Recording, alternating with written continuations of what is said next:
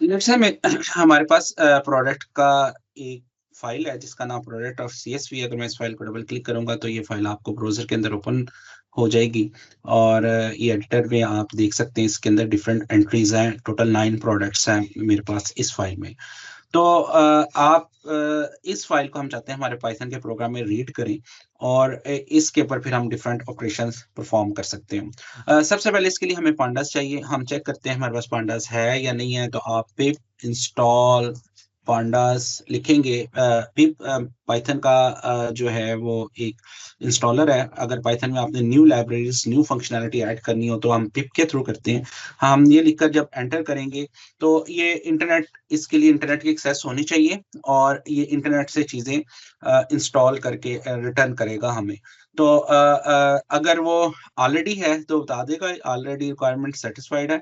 और some time ऐसा भी होता है कि जो अभी आप यहाँ पे मुझे एरर मैसेज देख रहे हैं, अगर इंस्टॉल नहीं है तो वो एरर भी इस तरह का रिटर्न कर देता है। लेकिन अभी मेरे केस में ऑलरेडी इंस्टॉल्ड है, मुझे कुछ करने की जरूरत नहीं है। अगर आपको इंस्टॉल ना और वो एरर दे तो फिर हमें सम टाइम पिप को अपग्रेड करना पड़ता है। उस और उसकी कमांड भी उसने बता दी है कि आप पिप को अपग्रेड कर लें ताकि लेटेस्ट जो पैकेजेस हैं वो हैं। तो पहले फिर आपको पहले ये स्टेप करना पड़ेगा और इस स्टेप के बाद जब वो पिप इंस्टॉल्ड हो जाएगा उसके बाद फिर नेक्स्ट स्टेप के ऊपर फिर आप पांडास को इंस्टॉल कर सकते हैं।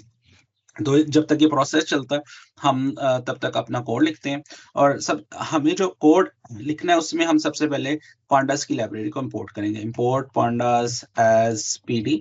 अब ये जो ये एज पीडी है, it is the name. You can give any name, you can give it PDA, you can give PDM, whatever you want. आप कुछ भी जो नाम देना चाहते हैं वो आप दे सकते हैं। तो हम इंपोर्ट पांडास एज पीडी कर लेते हैं।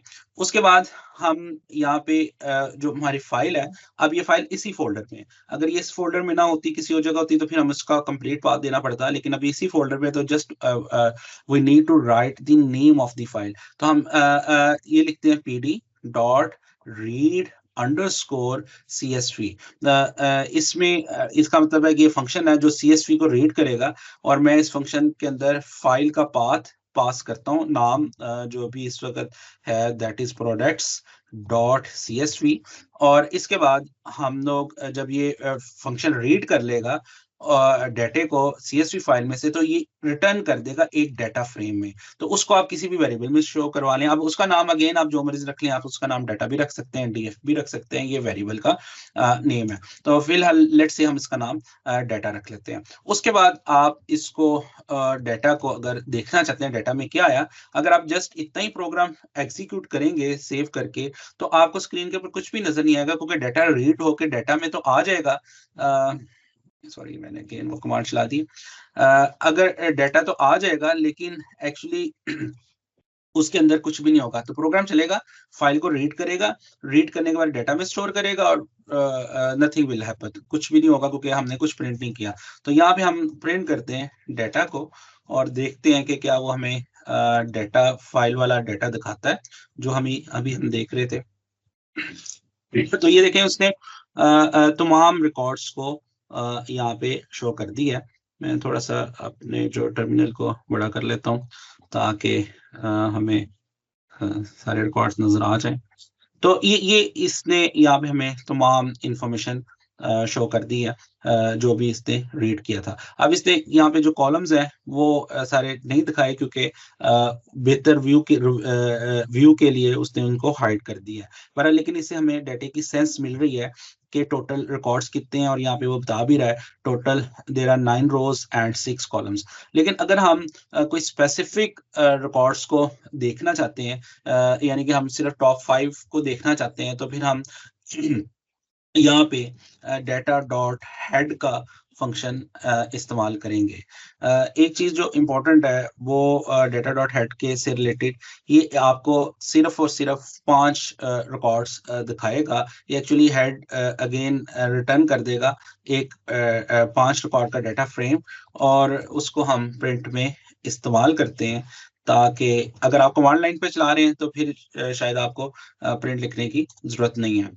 तो ये आपको उसने पहली 5 रोज दिखा दी हैं। और अगर आप कोई 6 तक देखना चाहते हैं या 7 तक देखना चाहते हैं, तो आप उसको वो इंटीजर पास कर दें, तो वो आपको वो स्पेसिफिक नंबर ऑफ रोज़ दिखा देगा।